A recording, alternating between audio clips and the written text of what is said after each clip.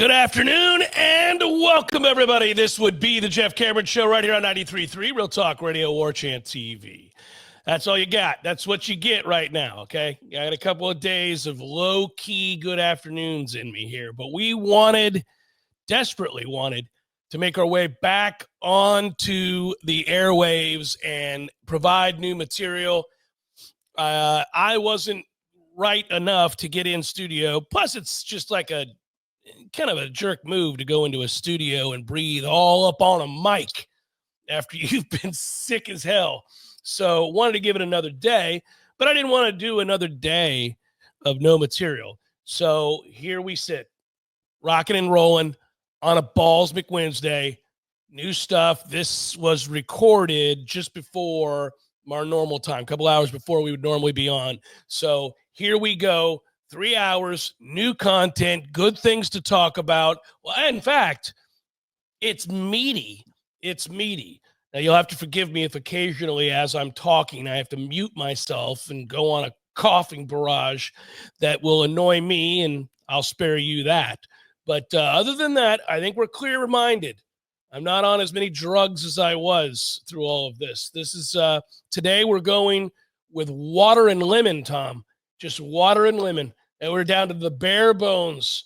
No more of all the other things. Water and lemon. And that's just, hydration and trying to keep the throat right. So that's where we're at. I should note, and we'll do this in a second, but let's type it in together, okay, everybody? I should have done this just before we came on. But here it is. Here it is. Days until college football begins. That's right. 17. It's really 16 in 23 hours.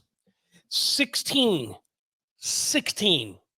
in 23 hours until the start of college football. Does that hit you in some kind of way? Does that move you in some kind of way? I think, interestingly enough, maybe it's not, because that's a little over 2 weeks, guys. I think maybe not in the way that normally if I just told you, hey, by the way, college football, we'll be watching it in 16 days. When I say it that way, that's pretty cool. But I think it would hit you harder if you weren't so hyper-focused on this massive first test for Florida State against Alabama. And I feel you on that, because a lot of times if we don't have a big game against, like, say, LSU, if we don't have some monster opener or something like that, I kind of, I'm a college football fan. And if Florida State's going to play, what's the school in Pittsburgh we played? Duquesne. Yeah. If Florida State's going to play Duquesne, well, as much as I get the tingles and the feelies and the warm and fuzzies when I see the garnet and the gold take the field, and I still do. As much as that's true, when the game is in pocket 2 minutes in, I start thinking big picture college football. And so, I get excited about that bigger picture, and I embrace that on that day more than I do the big 50-point win over Duquesne that's forthcoming. But when it's Alabama and you're coming off a 2-10 and you've completely changed your offense and you've hired new coordinators and completely changed your defense and you have a ton of new personnel and there's a lot riding on it because of a revamped stadium, and football operations is always something that we keep 2 fingers to my eyes, 2 fingers back to you on, then, it's hard not to just be focused on Florida State, despite the fact that they will have the Food Lion Bowl over there in Dublin in just 16 days and 23 hours. I call it the Food Lion Bowl. They're not the official sponsor, but you know what I'm talking about. And I'm, and by the way, that's dismissive of me, because if I were a fan of Iowa State or K-State, I'd say, our teams are ranked. Our teams are ranked. Where the hell are you? Speaking of which, Tom, make sure you have the sounder ready for later today, because while I was sleeping, the coaches' poll came out. Hey, now, the coaches' poll made its debut, and as always, it's a tradition on the Jeff Cameron Show to note the coaches' poll. We will at some point. But I wanted to begin today with a short opening segment because I want to do Coach Cameron Translates from last night's press conference from Mike Norvell, or media availability. It's a Zoom. It's not a press conference per se. But Mike recounting, recapping, and discussing and answering questions around last night's scrimmage. When you consider that Florida State ran 110 plays on just their sixth practice, or in just their sixth practice, and in their first full day in pads, first day in full pads is a better way of saying that. That's a big deal. And I commented before when we saw the schedule that I thought it seemed extremely accelerated, that you were going to scrimmage 6 days, 6 practices in, that you were going to be in full pads and get after it that quickly, told me they know time is of the essence. And it is. So I like that. I also thought it told me that they were going to make things more physical, especially early in camp. And there's a couple of reasons for that. The first of which is you got to find out what you got. You got Alabama coming up. You can't be fooling around. That's going to be an extremely physical game. And you have an opportunity after that game to really play a lot of people and rest a lot of guys who maybe have to lay it on the line in this Alabama game. You have 2 scheduled wins. And scheduled wins that would happen with your second string or your third string starting either of those 2 games, if not both. So there's no reason not to get on with the getting. No reason not to get after it, acclimate very quickly, brutalize, find out what's what, find out where they're at and who's willing and who's committed to all of the rigor that it's going to take to stick your head in there when it's 100 degrees and humid like it is now. Are you going to be willing to lay it on the line? And I mean now. And Mike has spoken to that sense of urgency from day one.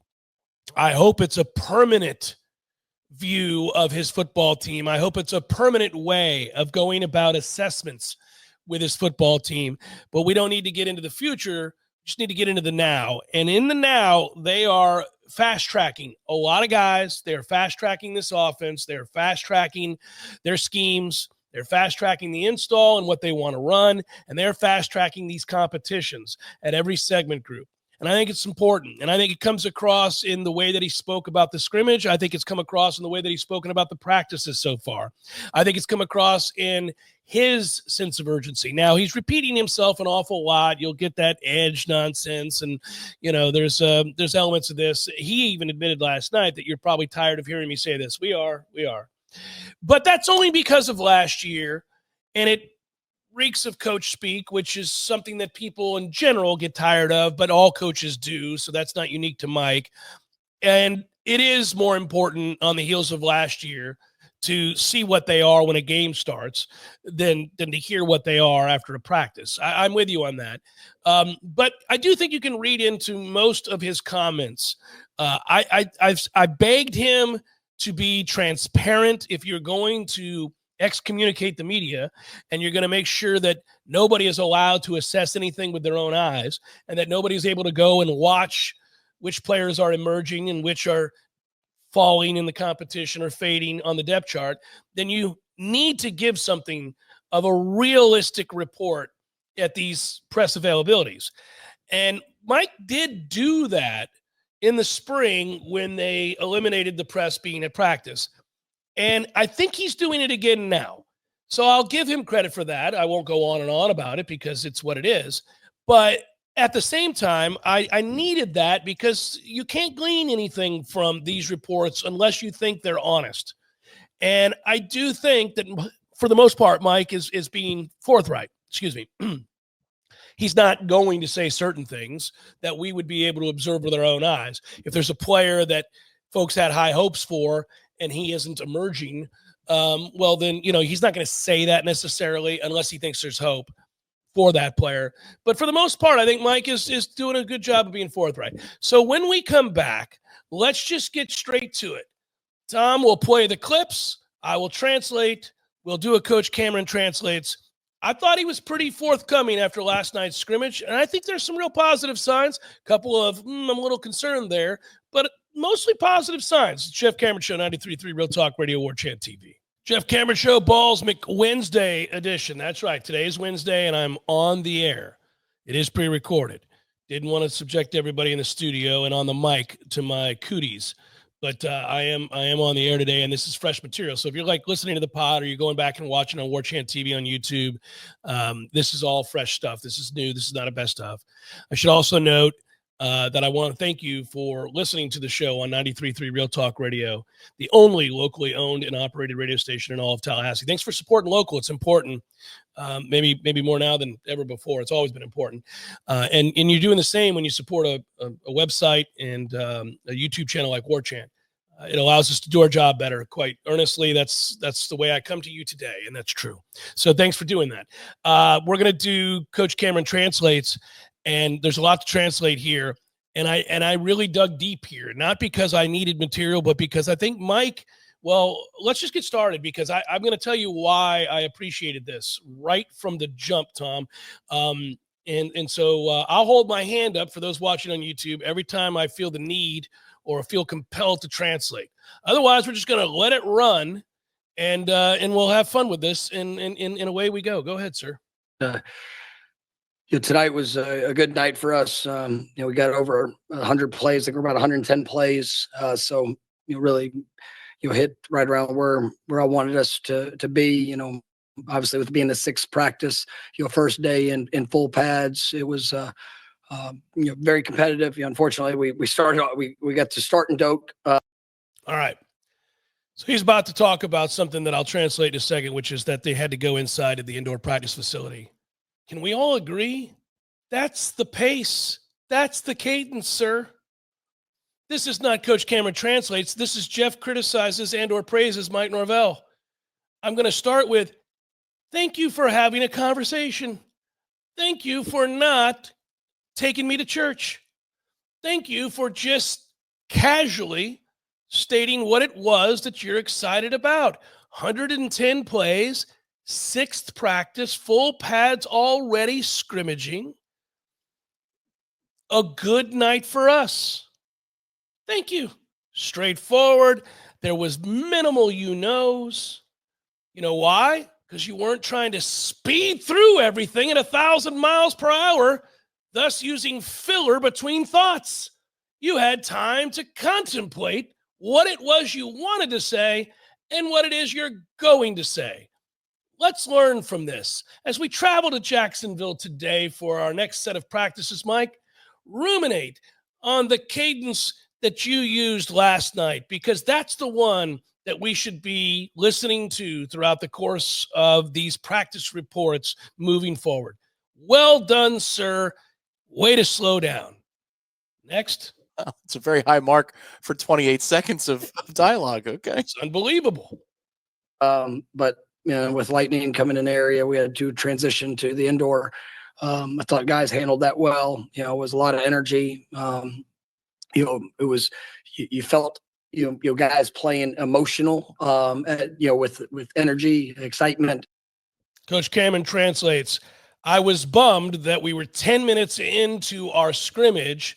Lightning came into the area. They told us we had to leave Doak Campbell Stadium. I was very worried that the team would be wildly immature and lose the focus and energy they had in Doak Campbell Stadium when we transitioned to the indoor practice facility. However, guys were so pumped to be scrimmaging that the energy remained high. Thus, there's good leadership, and we got it on when we got in the indoor practice facility. Next. There were some things we absolutely got to get cleaned up. Had some foolish penalties that showed up tonight that extended drives that kind of cost the team in moments, and we got to be more disciplined in some aspects of that. But I thought it was a good first scrimmage. You kind of get a sense of exactly where we are.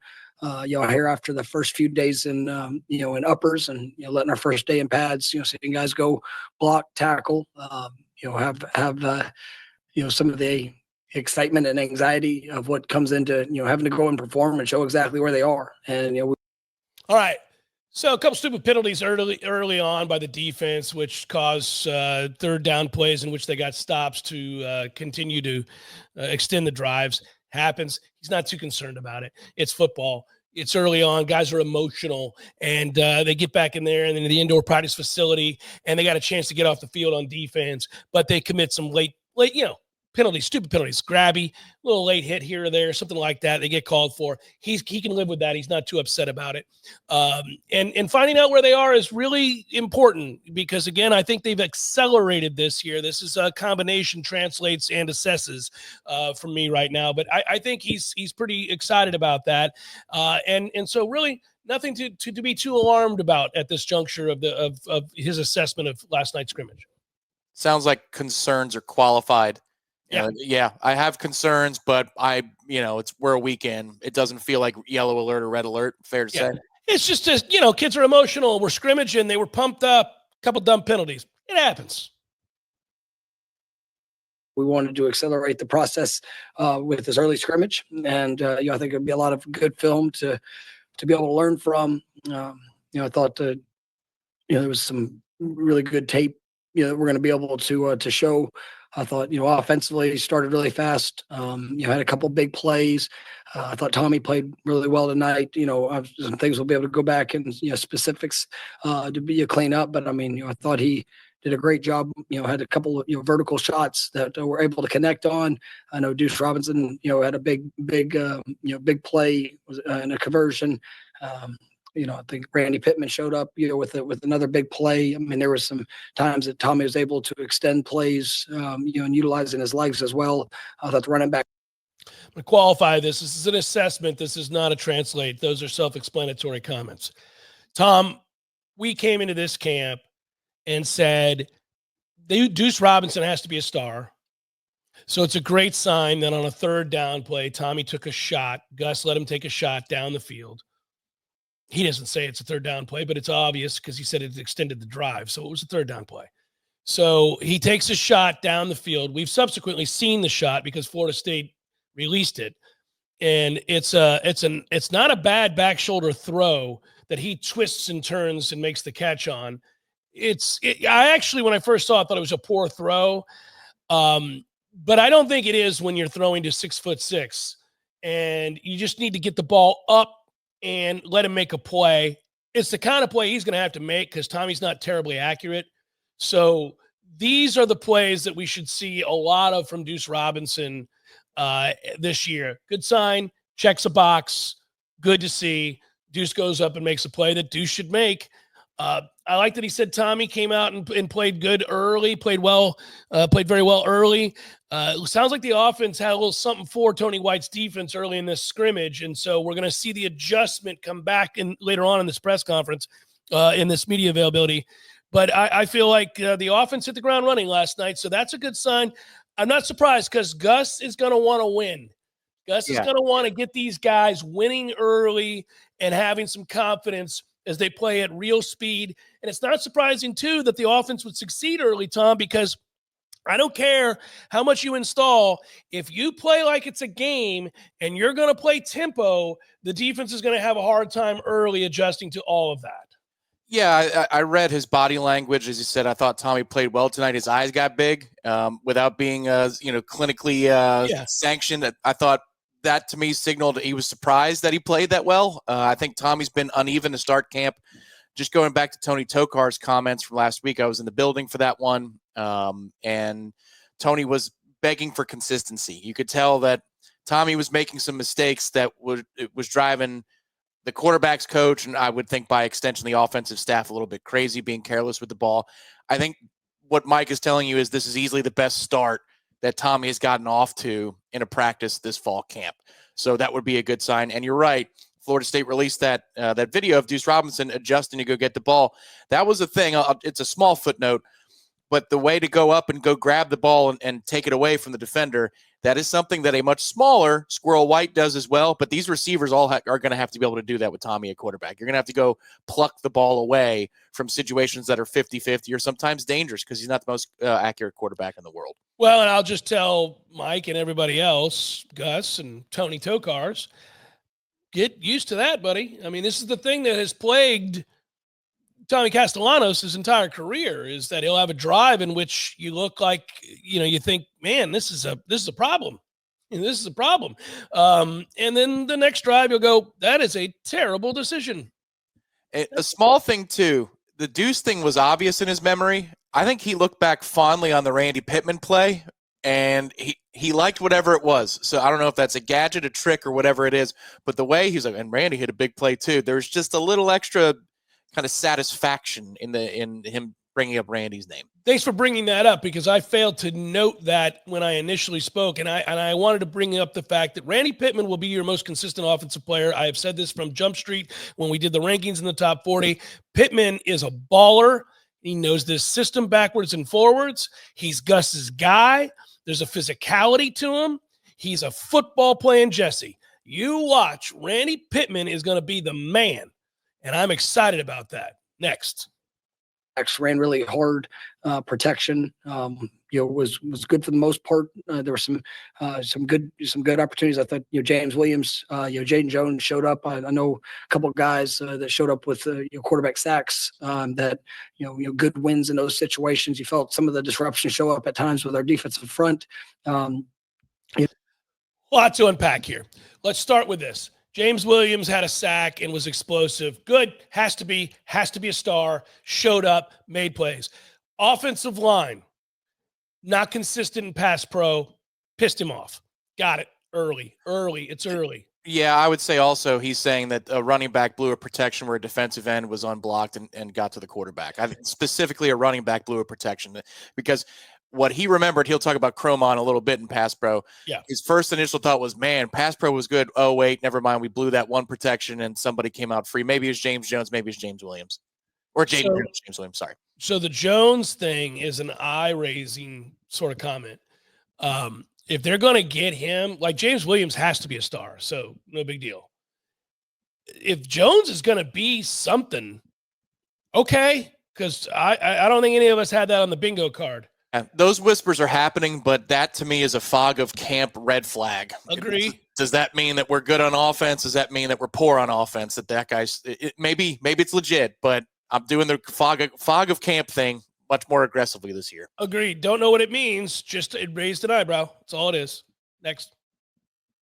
And guys were flying around. That was something I was pleased with. I thought, defensively, I think Earl Little's continuing to show up in a positive way for us. There was Edwin Joseph had a big break up on a pass that we did have one missed opportunity for sure, and with a chance for an interception that we didn't capitalize on. It's so funny. I mean, his tells, like if we're playing poker. So this comes up later on too, but quite clearly Edwin Joseph had a pick in his hands and he dropped it, and then it translated into somebody on offense catching it and scoring. And it's going to come up more than once. So that was an opportunity blown without question, but it should be noted, nice to see Edwin Joseph was in a position to make a play. He just dropped the ball. Got to catch the football. This is something he talked about in a previous press conference. It might have been the day before, that they're doing the hard part and arriving to the ball with a chance to make plays, and they are not catching the damn. Catch the ball. Yeah. It's a reason why they're on defense, man. It's a reason why they're on defense. They can't catch the ball or they'd be receivers. And actually it would end up being a tip pass, touchdown. So, there were some things that we gotta clean up and, continue to focus on our, those details and fundamentals. But, all in all, I was pleased with the guys. You got some special teams work, obviously a little bit of it being, limited, just being indoors. But I thought our guys, had the right mindset, and you'll be able to grow. And, as tomorrow we'll watch film in the morning and we'll head to Jacksonville. And, this is a critical week for us ahead. And, this team has to come together. I love the competitiveness. I love the way the guys, challenge and battle and fought tonight. But, this team, it's going to gel together through the work. And, we've got plenty of it in front of us. But I like the mentality of what they bring and the way they've, challenged themselves, through the first 6 practices. And It's more, Tom, of a big picture assessment through 6 practices that they still have a ways to go, but he likes the progress. I don't think there's too much to read into here. The whole thing, they got to come together. I think he misspoke and knew it, because that sometimes would raise a red flag if you heard it, especially on the heels of last year. But I didn't view it that way from a body language standpoint. So I don't think there's anything there other than I need you to stay focused. We're going over to Jacksonville. The other part about this, and I'm going to let you talk in a second, but I honestly, Tom, this whole Jacksonville thing is nonsense every year, and I don't buy into any of it. And I know he does, and he thinks it's important. We disagree. It doesn't matter what I think. I'm just letting you know. And he's going to try to artificially prop up this whole Jacksonville trip. He's doing it there too. It doesn't make any difference. It's just another practice. Yeah, you could probably put the guys up in a hotel here if you were trying to get the team bonding, the road, atmosphere experience or whatever, or put them up in Thomasville and then bring them back if you didn't want to go to Jacksonville. I don't know about that part, but to me, I think he's saying our heart's in the right place, but we're not close to good enough right now. I think that's what that is. But it's not speaking to the culture. Yeah, I think the exhale was, but that's not going to be good enough. Like I like where their head's at. I like that they're here. The effort is there. This is much better than last year in those circumstances, but damn, we got to get better. Well, if he didn't say that after just 6 practices, I'd be really excited. I mean, I don't know that anybody. You could probably ask any coach in the country what they thought of their team through 6 practices, and they'd say, "Oh, we got a long way to go." Well, yeah, you're 6 practices in. you surely have a long way to go. I don't know anybody that's like ready to play Alabama tomorrow. So that's fine. Just so people understand, we're on the same page there. Keep it going. We got a lot in front of us. First question will be from Bernard Simone. Hi, Mike. With Tommy, it sounds like at least a few practices in a row now where you've been pretty pleased with his performance overall. I guess are you starting to get a decent sense of what the offense can be with him operating at what the strengths are going to be at this point? That each day we get a little bit better sense. Obviously everything has to play through the quarterback, and I think Coach Malzahn's done a great job of that. Throughout his career, is doing a great job. In being able to establish a foundation right now. But we kind of want to see it all. I mean, we want to throw a lot at him, and you'll see things that even at, preliminarily might not be great, but as he's able to grow and work through, you see somebody that's really pouring a lot of time in. I think we've got some talented guys around him that can help, and I have been pleased with just his his work ethic, his demeanor, the good plays, the bad plays, when they show up, and how he's how he's owning the his own actions and decisions, and then just working to get better through them. But I think we're getting closer with each day of having a cleaner picture of all the things that we'll be able to do. All right, this is really easy. So far, Tommy hasn't played well through 6 practices. Yep. This is very simple. Tommy hasn't played well at all through 6 practices. He's wildly inconsistent. Here's the good news, guys. He's handling it well. He hasn't flipped out. He hasn't been overly emotional when he fails. I'm happy about that. He takes responsibility for his poor play through 6 practices. I see glimmers of hope. Gus has always done a good job of getting guys where they need him to be by the time the season starts. We're still early in practice, so it's going to be okay.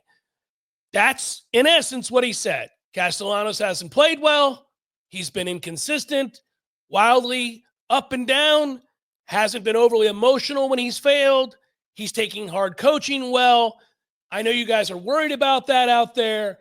He hasn't been a problem for us, but I need him to get more consistent. Let's start getting it together, Tommy. I'm throwing the kitchen sink at you right now. That's intentional. Just so you know, we understand you're swimming a little bit, but it's time to pick it up, baby boy. Let's get this thing going. That's that translation. Yep, 100% agree. I think that when you start with Coach Malzahn has an excellent track record of getting the most out of quarterbacks, that means he'll figure it out. It's not figured out right now, but I have faith that he will, because he has his whole career. Yeah, and let's stop on that note and take a quick break. This is fun.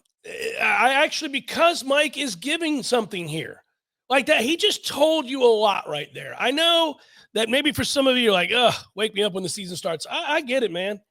But honestly, if he's going to give real answers, that's a real answer. I mean, no coach is going to say, look, Tommy, or any player, any quarterback anywhere, I don't care if it's Lagway or anywhere, if you start a camp and your quarterback's not playing well, no coach is going to step to the dais and be like, boy, I'll tell you what, everything would be fine if our quarterback stopped sucking.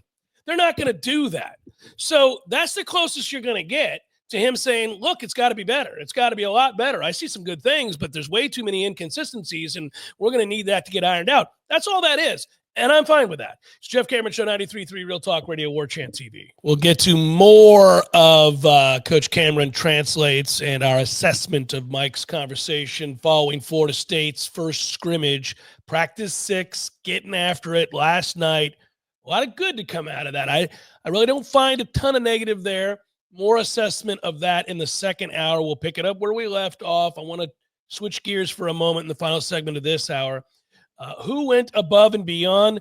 Brought to you by our good friends at aboveandbeyondvr.com, Above and Beyond Realty. Check out this palatial condominium that's across from the one where Tom and I stayed. He's going to post this picture. Look at this thing, man. It is every bit as luxurious as you think it is. It has a freaking elevator. Excuse me, I'm about to cough. I got choked up just viewing the place. An amazing elevator, and it's got the rooftop terrace. It does have a rooftop terrace and access to downtown Clearwater and all the likes and the fun that goes on with that, walking distance to all of that. And there was a review, a 5-star review that went along with this from Ashley. We stayed at Coastal Bliss at Paradise Cove. Absolutely beautiful place. Plenty of room for a family of 5. Could have easily had more people if needed. Plenty of restaurants, shopping, and the beaches all within walking distance. Had a wonderful experience. I highly recommend booking with ABVR. We will be booking again and look forward to staying at the townhomes. Yeah, no, we tell you all the time about our friends at Above and Beyond Vacation Rentals. Matt does such a good job, and they really are diverse with their properties. I mean, they have over 30, 18 of which have pools to go along with your beach access or downtown access, depending on what you're wanting to access. So Tom's showing you pictures right now if you're watching on the video of this property. It's incredible. You could have 8, 9 people in that place. I know exactly where she stayed. Tom and I stayed in a luxurious condo as well. But they've got, the so-called cottages or tiny homes and all these other situations where you could be like footsteps away from the beach or downtown, whatever it is you want. Save 10% by using promo code JCS. Was that 4 nights for $1,400? Was that right? 4 nights, $1,500 before the discount. I'll apply before it right now. the JCS gets put in there. Yep. Now what are we at? Under $1,400 for 4 nights, 3 bedrooms. So again, go down with another couple or family. That's a super. Yeah, it's no money at all to be staying on the beach, man. That is doing some things. So yeah, I'm very, very pleased to see that. I'm glad that you guys are taking advantage of this opportunity with our relationship with Above and Beyond Realty. You should. And those are Noles helping Noles. So there you go. You see it on your screen, Above and Beyond VR. .com. What's funny? In next hour, we'll hear him say it when we get into this, but I do want to point out that, Mike, this is something for you guys to look forward to. Mike is about to sound a little bit like a schoolgirl gushing over a new crush when he mentions Chroma. And it's for the reason that I wanted to hear. It has nothing to do with running ability because, as we've said many, many times, if you're an elite running back prospect, I can't teach you how to run. You already know how to run, and I ought not waste my time teaching you how to run. I need you to be able to learn from me many other aspects of football, pass pro being the biggest one of those. You can't play for me if you're not protecting the passer, and you can't play for me if you're not going to be physical when you do it. So that's an area right off the bat we wanted to see, does Chroma have? Because if he does, if that's who he is, then he's going to play. and he's going to play a lot. And he might even play in the Alabama game, like a lot. So something to look forward to as we continue to translate. You'll get giddy the way that I got giddy. Yeah, one thing on that, this is where Tony White's defense can be an advanced course for pass protection as well. It's not just for the offensive line, but if you're an H-back, an inline tight end, or the running back himself, with all the different looks that Tony will present, you will get a crash course on what the rules are and where the angles could come from, the rushers could come from, that are going to be your responsibilities. And that's why I think earlier in Mike's comments when he was talking about how James Williams and Jaden Jones each had a sack, one of them was off a blown pass protection, had to have been. It's the whole point of Tony White's defense.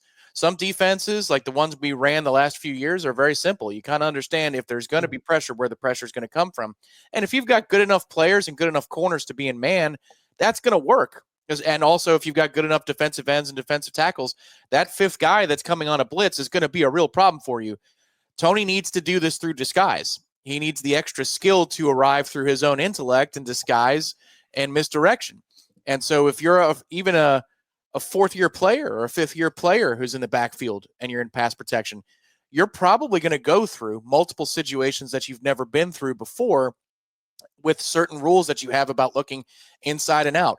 There's going to be some awkward moments. So that's the good thing about this defense is, there are strengths and weaknesses if you're going against a certain type of defense every day. But the strength is going to be that you'll be a much smarter offensive player this year on Florida State side.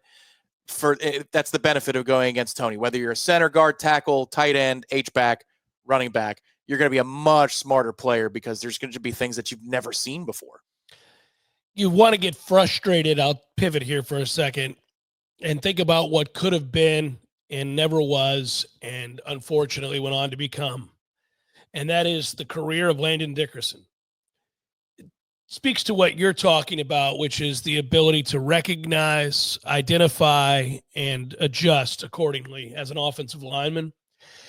I can't remember the guy. I don't think it's Coach Dan Casey on Instagram or Twitter, but it's this other guy. And I'll give him his just due because I watch his videos all the time, just like I watch Baldinger's videos. If you guys aren't following Baldinger, you should on Twitter. He breaks down film. He's got the all 22s, and he loves to break down the line of scrimmage. He loves to look at offensive and defensive line play.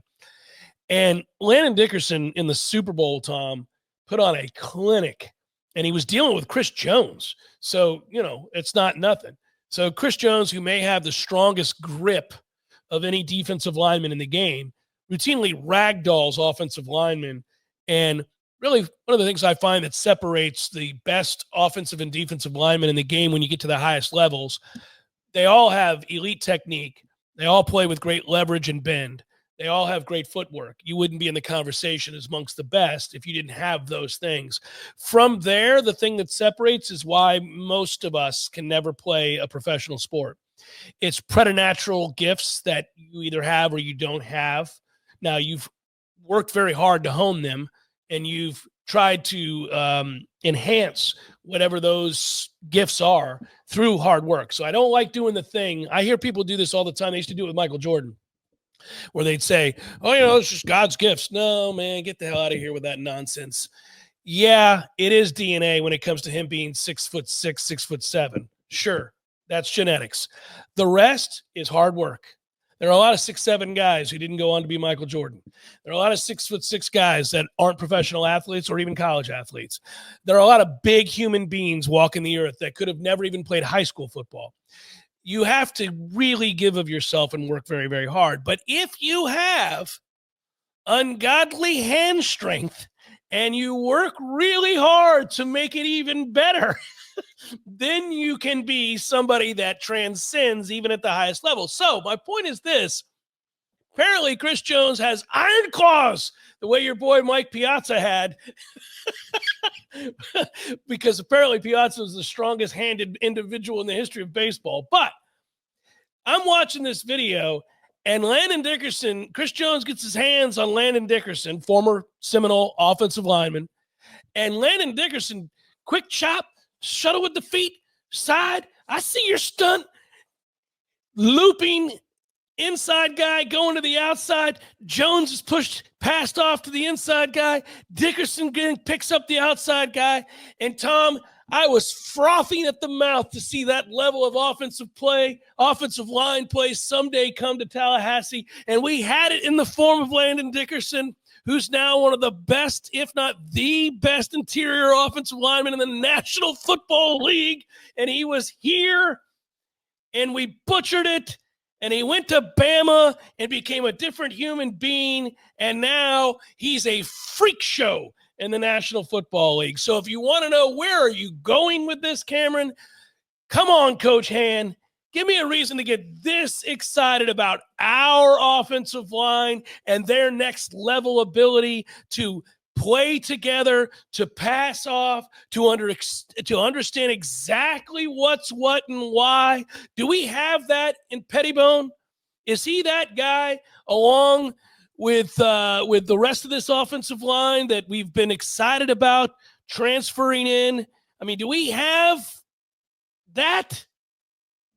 Leonard is not a transfer, sorry, but he might be another reason that we can get excited. Like, do we have that? I mean, he's a second-year transfer, so well, he is a transfer, but he's not new this year. Yeah, sure. I think honestly, the thing that's going to surprise them week to week is straight ahead stuff, because I think there's more passing off than there's not. There's more awkwardness than there isn't when you're going against Tony's defense, because again, you could be using some sort of slant or technique from the defensive lineman that is geared specifically to let the rover free up or to let one of your outside linebackers free up. So I think it usually plays out that whatever you don't see in practice from your own team is the thing that is going to be a little bit more of your weakness. So I would think that a standard 4-man front, straight ahead, no nonsense, will probably give this O-line a little bit more trouble than something that's a little bit more exotic, because I mean, they're repping against it right now, and they've got another 25 days almost of repping against, oh God, it's a bunch of if-then statements. It reminds me of geometry class and proofs and so forth. But proofs and geometry were always the easier elements of math. They're very, very specific rules. It was very easy to do those things. I thought the other aspects of math were difficult. Not around these parts, it hadn't been. No. It's like, if that happens, we lose. And there's like, most of the time we lose. That's if what this happens, you lose. Yeah. I would say, just to add on the last couple minutes here, of an industry giant that went above and beyond, and I'll hit it. Above and beyond. Above and beyond. Above and beyond. Above and beyond.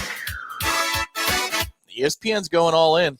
I know. They really are. I mean, it's not just about the NFL move that had been whispered for a while, and the equity that's being traded and all that kind of stuff that's going back and forth.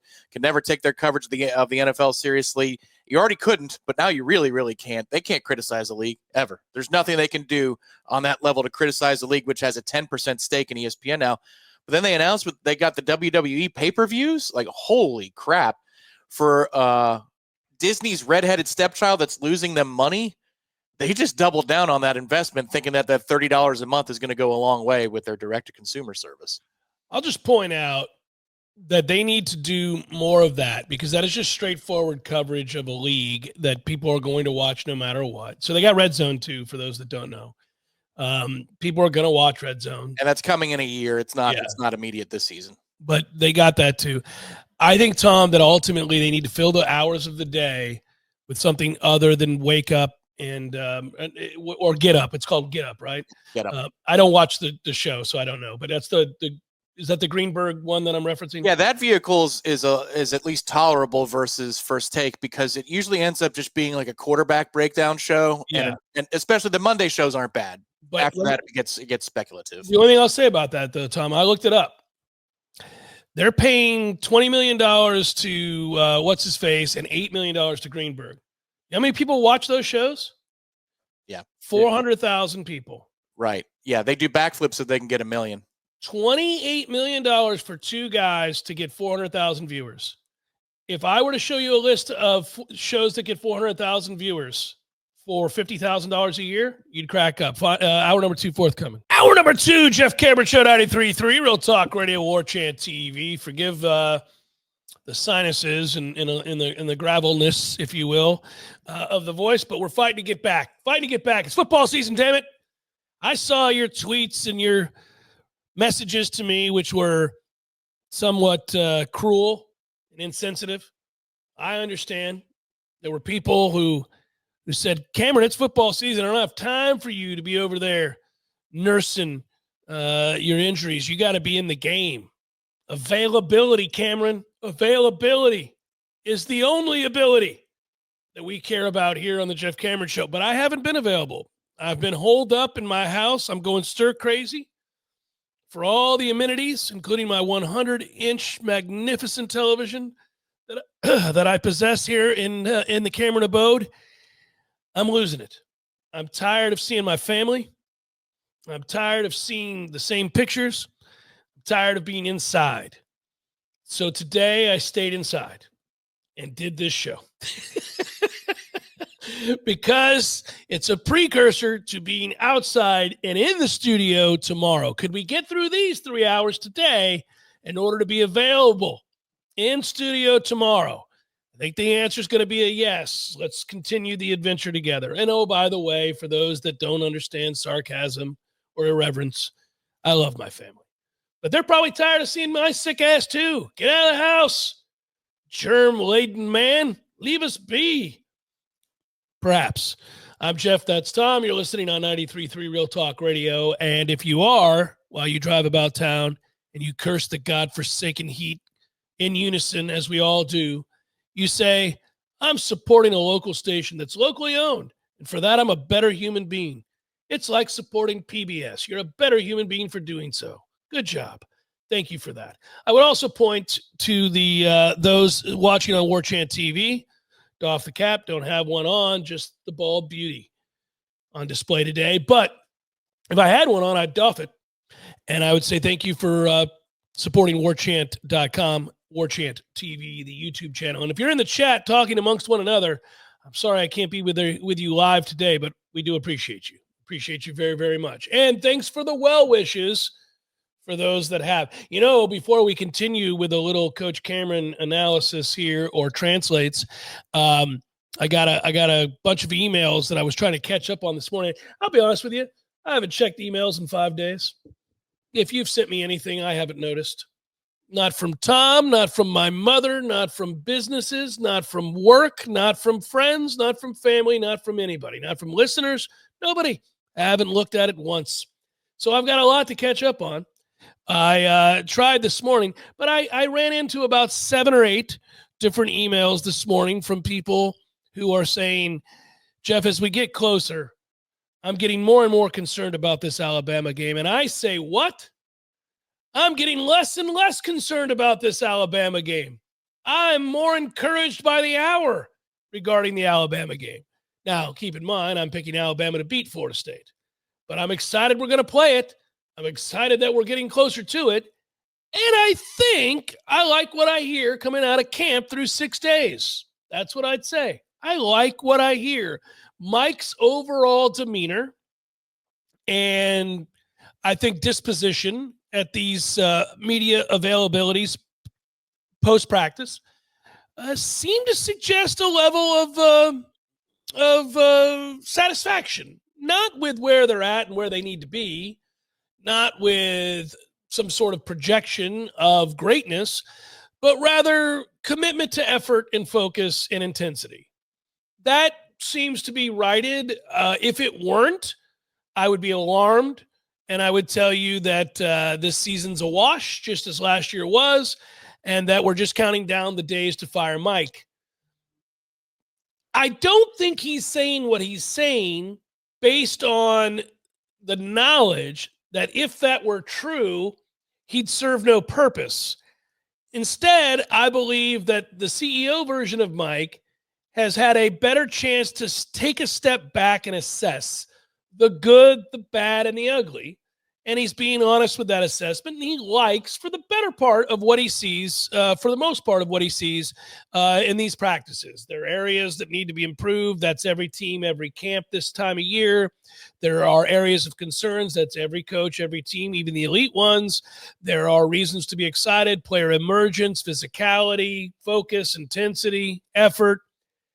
And I think, again, that for the most part, getting the assessment from Mike's assessment of practice has left me buoyed. I think that they're progressing nicely, Tom. That's an assessment of the assessment from Mike. I'm telling you, I think that they're progressing nicely. Would you agree with that? Yeah, I think there's a level of competence here that he is relieved to see. I think that's the way to put it. Is like, okay, now I'm at least working with something that I can work with, and I think can take us some places.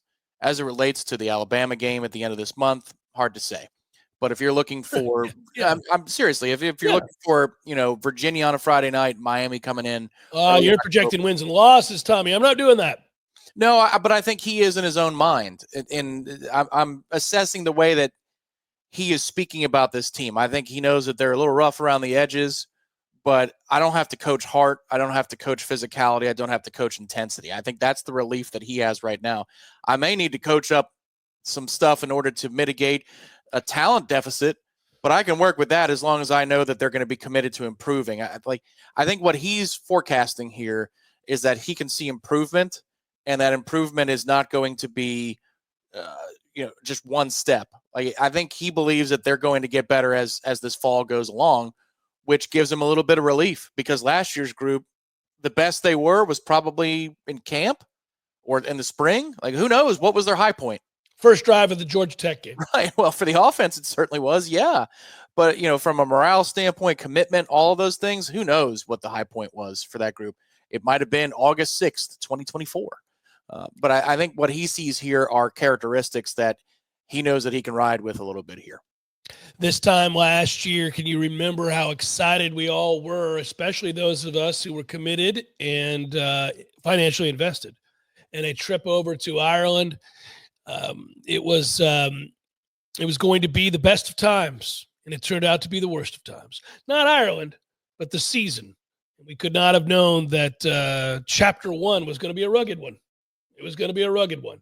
Offset some by the beauty of the Irish people and landscape and pubs. But, that was a tough time, And I guess knowing what we know about Florida State from a year ago and where this program's at, that's the hard part here, is that when you dive in and you talk about the need at this point to get so much better than where they were a year ago and so much better than the season played out this year, it has to be for a lot of reasons. We're thinking about getting out of this conference and how close we might be to getting out of this conference, and trying to present a more desirable product for those that would be interested in taking us into another conference. That even you think about that, it becomes daunting and pressing. At the same time, unfortunately, we have to take a step back and say, all right, what's the reality of the now, and where can we get this to? How much progress can they make? And so I'm just looking for telltale signs of that. And then I know the counter to that is that the Florida State fan who has been around for a minute is to say, great, you're trying to deduce whether or not Florida State can go 7-5 or 8-4, man. And that's not the standard. It's not the standard. That's a big picture conversation. But trying to get back to the standard starts with the progress that's made this year on the heels of the disaster of last year. So it's this whole if, then, but, or frustration. And I get all of it. But for the now, we're 6 days in. They went full pads. They scrimmaged last night. And Mike seemed, I think, encouraged. We've been Coach Cameron translates so far in this show, first hour. Let's do it again now. We'll pick up where we left off. Here's Mike Norvell from last night post-scrimmage. Staying with the quarterbacks, did you guys handle the backups the way you guys did in the spring, where you gave them a lot of reps too, and how did they do? Yeah, Brock was actually, I'll let y'all know, Brock, we held Brock tonight in a very, very short-term little issue for a couple days. And so it really gave, Kevin and, Jalen an opportunity to get more reps. I thought, even got into the depth of a quarterback position. I've really been pleased with Brock and everything I've seen from him early here in fall camp, and what he did through the summer. But I think it was great tonight for Kevin to get, a big chunk of the plays that we needed to see from him. I thought he did some good things. Obviously, some areas to be able to grow through, through tonight's experience. But also for Jalen King to be able to get out there and to be able to get his first live action, here at Florida State, and I thought he was able to flash there early, and obviously we'll continue to grow and build through that. I thought Michael Grant. Yeah. Okay. So let's get to the point here. Brock. I mean, I have said this all along. All right. Kevin Sperry is the backup. This, in my opinion, we're already done. Kevin Sperry is going to be the backup. He may not be listed as the backup right now. He may not be listed for the Alabama game as the second string quarterback. This is headed that direction. That's where this is going. And you can push back, and that's fine, because I'm not talking about what technically is true. I'm talking about what is going to be true. Kevin Sperry is going to be the guy they turn to if something happens to Tommy Castellanos the further we get into the year. Yeah. So in the Alabama game, would he come in? No. Probably not. Not if they can help it. They wouldn't want to do that to a true freshman quarterback. That would be probably unhealthy for his development. Is that where this is headed? 100% that's where this is headed. Brock Glenn, who I like and who the team likes, by the way, is a kid that has a decision on his hands at the end of this year. He can stay and be a backup quarterback to Kevin Sperry going into next season and play out his FSU career as a backup in all likelihood, continue to rep and work hard and be a great teammate, which he is. And if something were to happen to Kevin Sperry, then he'd get his chance, and it could be a feel-good story. Happens in college football all the time. Guys choose to stick around. Used to be the norm. That guys stuck around and worked through some of their frustrations. Their progress wasn't happening in a linear way, and they were frustrated that what stands to reason in terms of you get to a college, you're a third stringer, you learn from the veterans in front of you, you put in the work, you put in the reps, you do the film work, you do all the things, you get physically stronger and bigger, you learn more, you put in the time, and then a year goes by, and now maybe you're elevated as a number 2, and you put in the time, and you continue to work, and you do the things, and then maybe by the time you're a redshirt junior, you get an opportunity to play. That's not the way it is in college football anymore. It's absolutely commonplace for guys to transfer pretty quickly when they think that they're 2 people behind the starter. And I think that's where this is headed. I don't know what Brock's intent is. He could stay and work it out. Brock may end up surprising me and having a great rest of this camp. Sounds like a minor issue that has him on the shelf temporarily. I think Mike sounded very encouraged that that Kevin Sperry got a lot of opportunities as the second string quarterback in this scrimmage.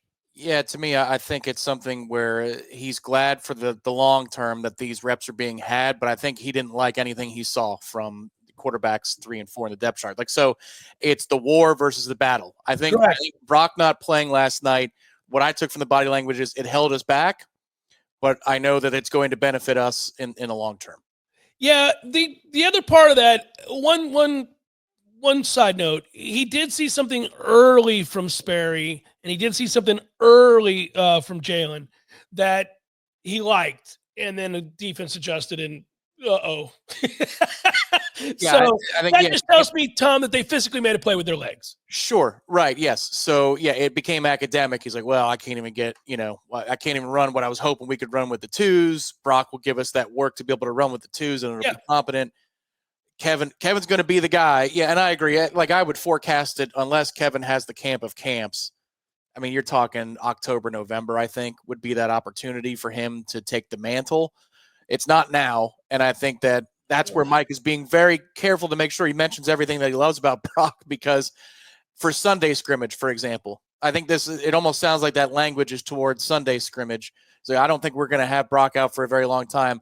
I think he's excited to get the twos some work with a guy who can probably handle work with the twos so that those 10 offensive players, there's better film on them with what they're trying to assess moving forward. Yeah, and I don't want people to misread me here. I'm not telling you that Brock Glenn doesn't serve a purpose. I'm not telling you that Brock Glenn wouldn't come in if something were to happen, knock on wood, to Tommy in the Alabama game. Brock is the second-string quarterback right now, but that's not where this is headed. We all know where this is headed.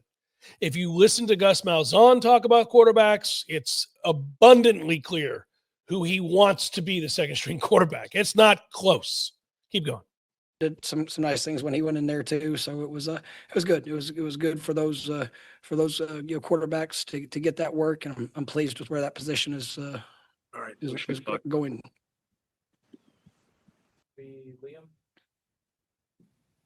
Mike, sticking with the offense, particularly the offensive line. I know yesterday we talked to Micah and he said they had a great day, one of their best. Did they kind of carry that over into today, and what was that like for you guys? I thought there were some good plays. I mean, I'll have to go in and really watch film of seeing it. I mean, there's with that position, it's about the consistency of five guys working together, being being tight in our combos, making sure that that we're clean in our pass pro and passing off whether it's a blitz, whether it's twist, just winning your one-on-ones when you get those opportunities. And there was a few times that we had some pressure, but I thought also there were some times that we were able to create some space and you give good run lanes, as well as being able to put together a nice pocket for the quarterback to be able to move and step up into. So I'll get a better sense of that going back and watching, but I felt just all in all, I thought it was a solid first scrimmage where those guys are, especially with all of them just now coming to play together for really the first time. All right, so he didn't like it. Obviously, he thought the offensive line played poorly. They didn't pass pro worth a damn, which upset him. They may have done a little bit better in run blocking, which is interesting. But also, it's a beefy group, so they should. Yeah, well, and somebody shot a gap on them in the run because he's talking about combo blocks, which is run game all the way. So something was wrong in the leverage, so somebody was able to knife through and make a play untouched. Yeah, and that's going to happen in Tony White's defense. Again, remember, he's a risk taker. They're going to run blitz. They're going to do a lot of things. But I would caution to read too much into this. He was not excited about the offensive line's overall play in this scrimmage. I don't think he felt it was very good, and that it needs to get much better. And remember, you're talking about a coach who watched his season go up in flames almost immediately when he realized the offensive line couldn't play last year. They were dead men walking because they had an immobile quarterback. This is where Tommy gives him a chance because he made some plays with his legs last night, clearly, when things broke down. But last year when things broke down, the season was gone. He didn't have a quarterback that could move around. And he didn't have a backup quarterback that was ready. So, there's a long way to go. I don't want to read too much into this. That sounds like he needs that offensive line to take a big step forward. It also sounds like he understands they haven't played much together. So they got to, these reps are really important, and I would agree with that. You got to have your starters out there. I do think it was encouraging the other day when I wasn't on the fact that Micah Pettis was the one that was saying things went really well. Well, that means that Micah Pettis was out there. Right. That's a good sign. That means he was out there practicing. Yeah, he said that we were able to move them where we wanted to move them. I think that might be part of the calculus here is to, hey, everybody pump the brakes, because the coach knows what other players are saying. So if he came in a situation and he said, oh, they did outstanding today, that would be 2 days in a row, and now everybody's talking about how the offensive line is good. I think he wanted to make sure that there are checks and balances here. He didn't say they played poorly totally. He said, I'll check the film. But I think he wanted to point out the foibles to make sure that they all understand that, hey, man, you might have a good period, you might have a good drive, but hang on, man. Whoa here a little bit.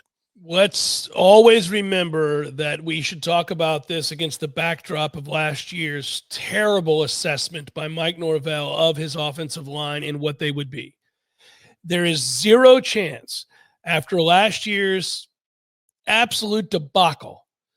I don't care if this offensive line resembles the Hogs in Washington from all the years ago, or any offensive line that you want to bring up that is famously elite in the NFL, I don't think there's any chance he would tell you that they're that.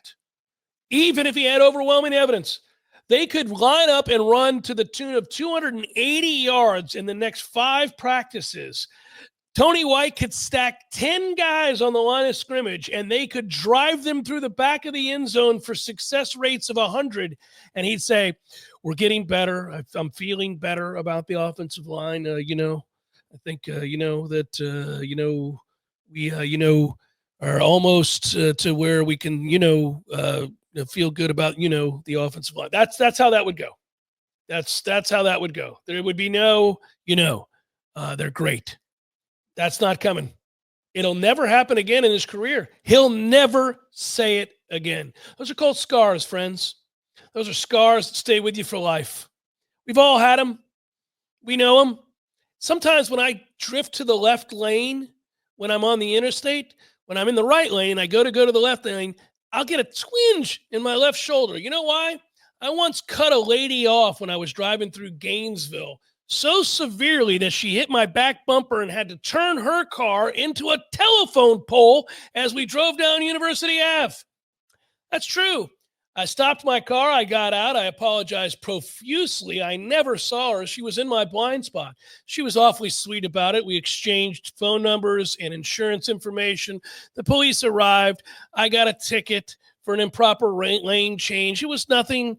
I think it was like $30 worth of damage to her car. I actually ended up giving her cash for it. It was a very minor thing. That said, to this day, it twinged just a little bit when I switched to the left lane.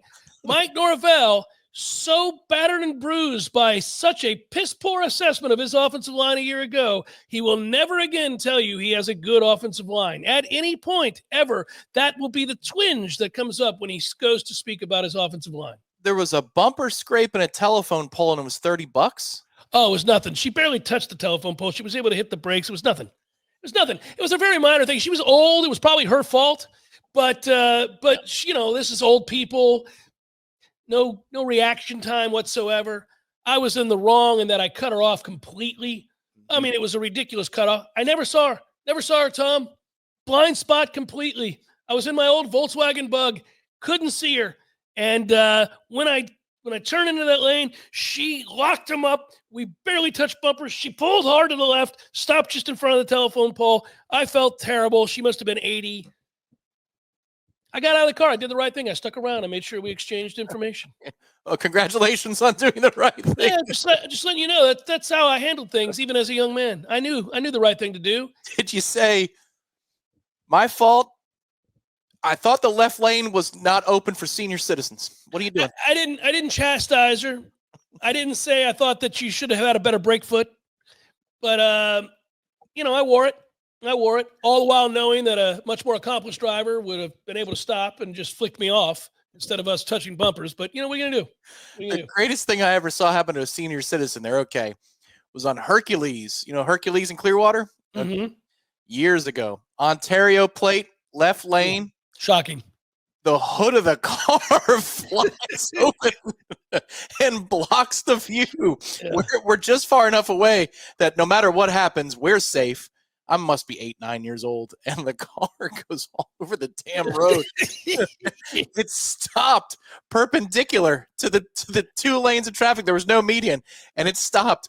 Thankfully, everybody reacted properly, and I've been terrified ever since. That's a scar that is psychological, that has never happened to me. But the idea of a hood of a car, snapping open and precluding. There were times the old Altima I had. It would make a little go with the hood of the car. And I looked it up on Reddit, and it says, no, that's normal. I'm like, I don't like that. I don't need all this. Yeah, because of the Ontario plate. This is called living life, kids, as we go to commercial break. I'll just let you know that I think it should be noted my ability to assess a problem in my own life at the age of 18 or 19, whatever I was, and applying it to Mike Norvell's scars is really – that's the beauty of living to a ripe old age of 54. reaching back and finding those moments where you too are scarred, even all these years later. Just left lane, that's what happens. That's what happens. Mike Norvell, offensive line discussion. Ooh, I don't know. Ooh. Jeff Cameron Show 93.3, Real Talk Radio, Warchant TV. Let's jump straight to it. Jeff Cameron Show 93.3, Real Talk Radio, Warchant TV. Here's Mike Norvell. Tommy Meyer. Hey, Coach. Going through like the first scrimmage, like how do you feel the team is like health wise overall? And I like where we are. We had the majority of the guys. We're in full participation. We've had a couple guys, that we held that probably could have went tonight. Fully. I'm expecting Jason Jenkins. I mean, he's been getting individual work. A couple of competitive drills. Him and Jacob Rizzi both next week, or I'm expecting to be back out and in full go. Here, so which will be great for us. We've got a couple guys with bumps and bruises that were unavailable tonight, but not very many. And so I feel good about 6 days being in, and just the work that our guys are able to get. And I think tonight we came out pretty clean. Be a couple things that we'll check out, but it was pretty clean from the initial review of it.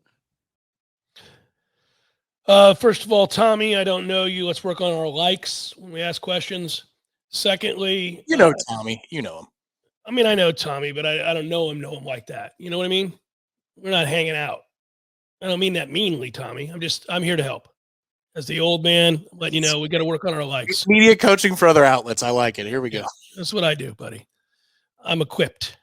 So I would also point out that the best thing that Mike had to say here was that Jason Jenkins,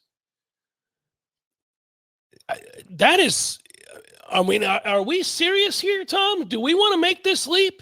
Here's the thing. There's a tick there that I didn't like. I'll try and get to it.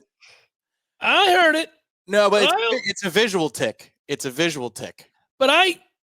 There's no need to go back. That's fine. There's a visual. What he does is he's talking about how Rizzi and Jenkins are going to be available next week. He does put his hand up in front of his face, which tells me that he's not quite believing that that's one of the two of them is going to be up to full speed next week, full go, as he said.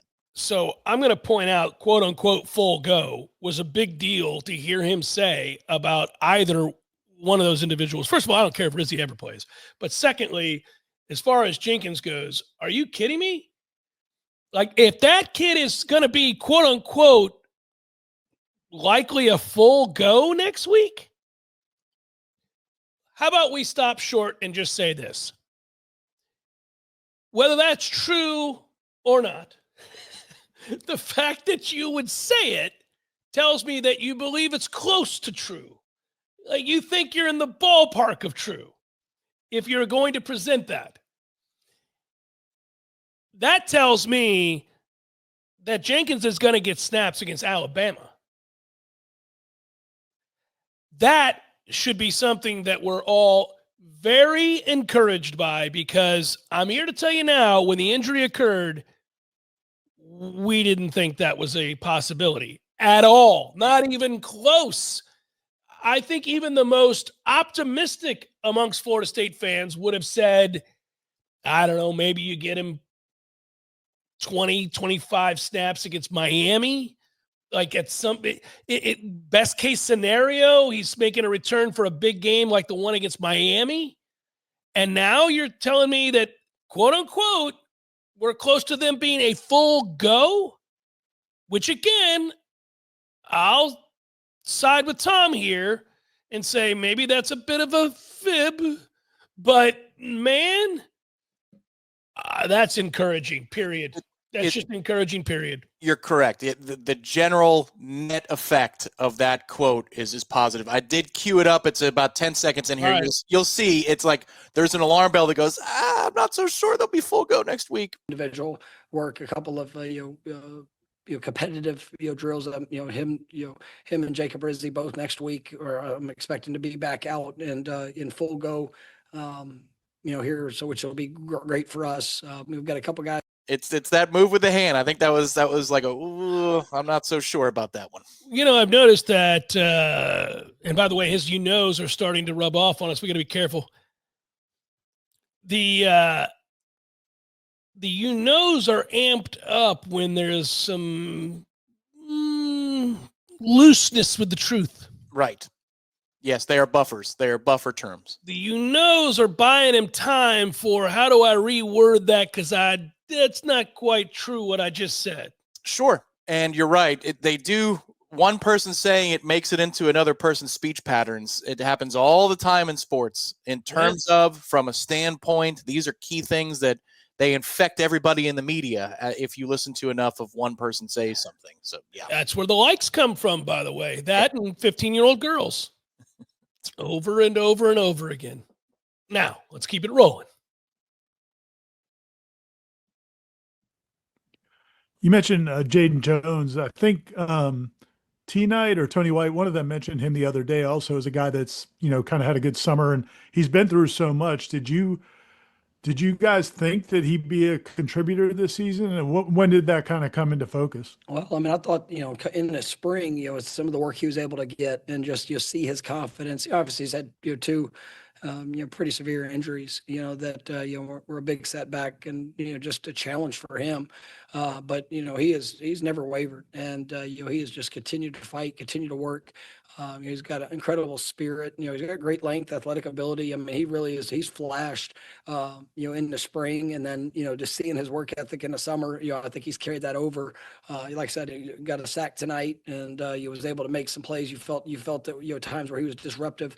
I think he brings a maturity, even though he hasn't played just a lot of football. I mean, he brings a maturity, and one of the smartest guys we got on our football team, and just his and the work that he puts in is something I'm really, really proud of. It's been great for those young guys, and just to be able to tell the story. And I like our young defensive line group is they got a real shot, and I think they're going to be very, very impactful, be able to help. But I like the experience and the leadership that we have in that room, and I think Jaden's definitely a great example for that.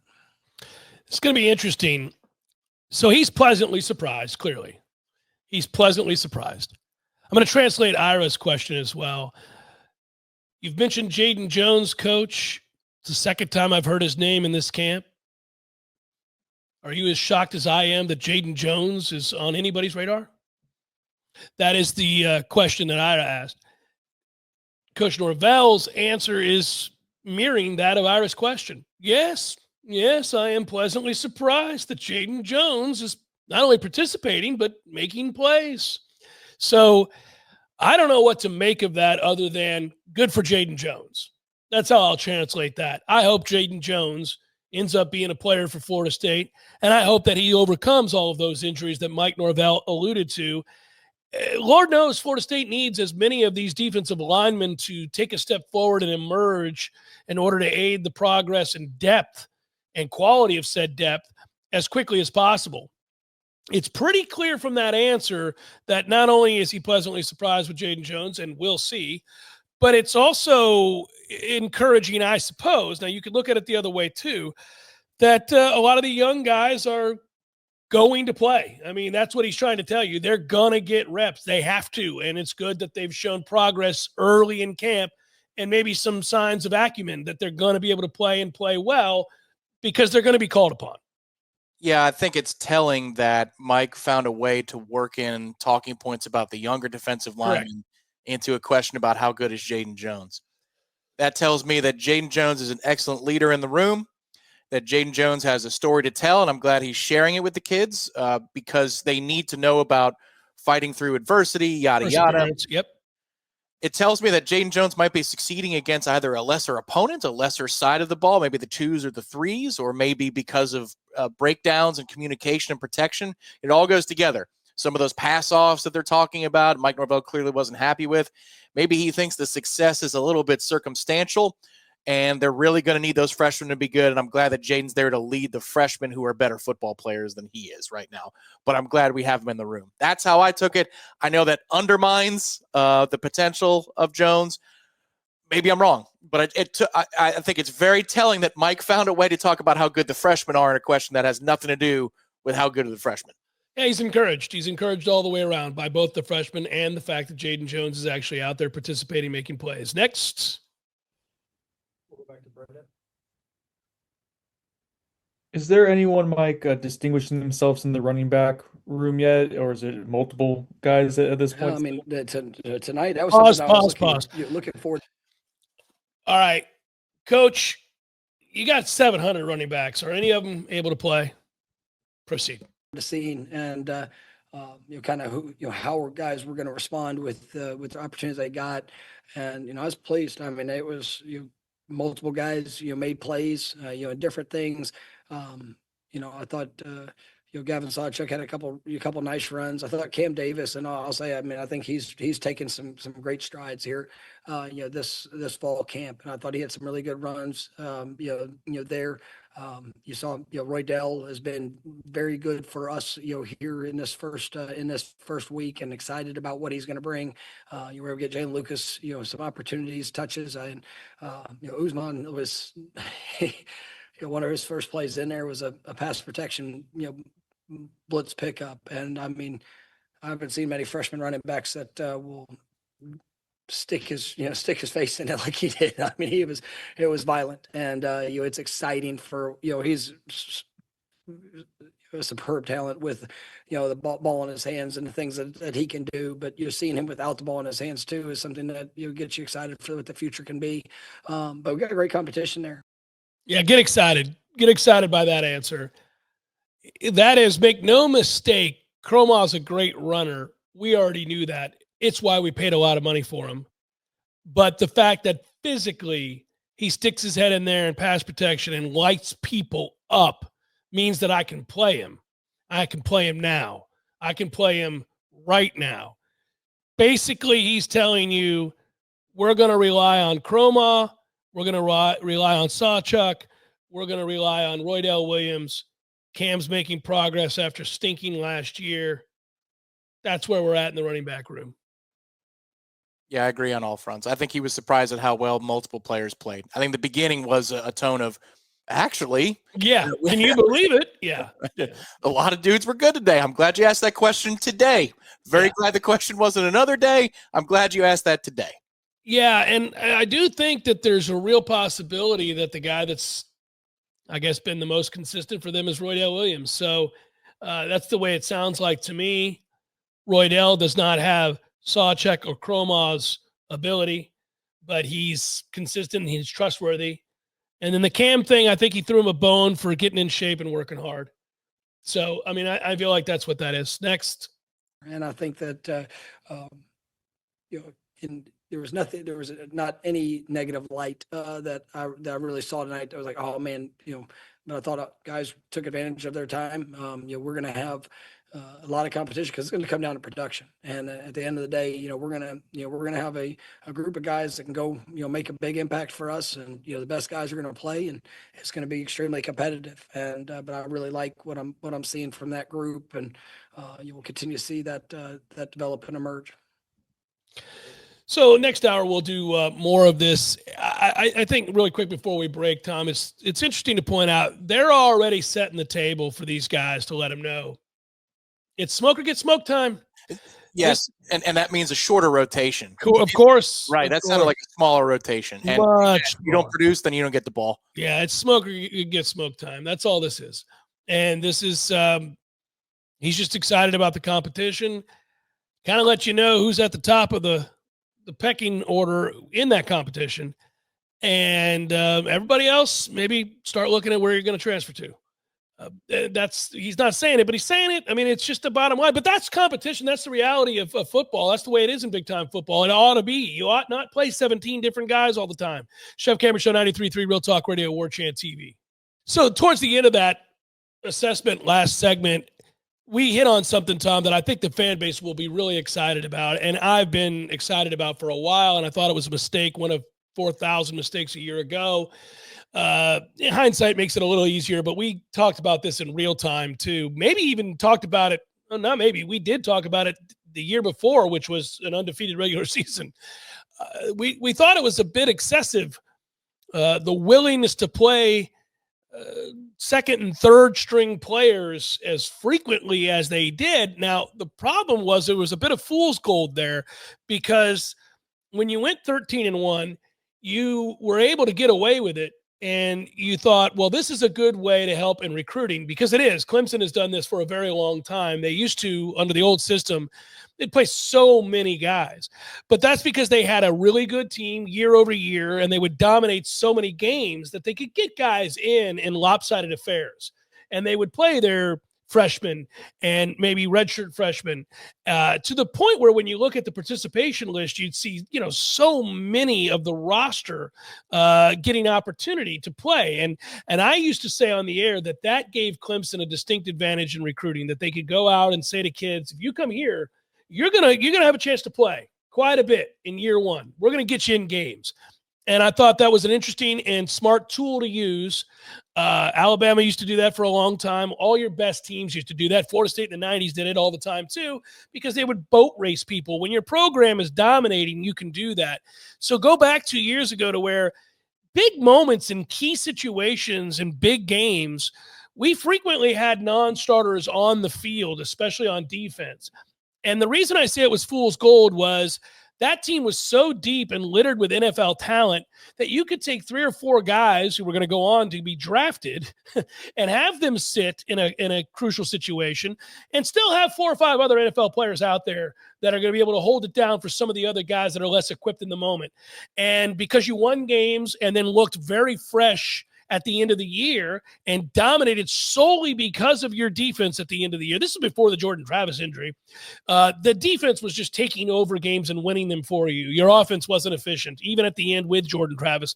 And then unfortunately he gets hurt and your defense basically has to win you the ACC championship, which it does. At that point, Mike is buoyed by this freshness approach because of all of the reps that he allowed for starters to take off. And I thought going into last season, it carried over. They wanted to play so many guys and put them in situations, and it really reared its ugly head in game number 1 against Georgia Tech. Cam Davis is on the field for what reason in that situation against Georgia Tech when he drops a screen pass, which is going to be a touchdown? Because he's a freshman and he's overwhelmed in the moment. If that play is set up for your starting tailback, it's caught.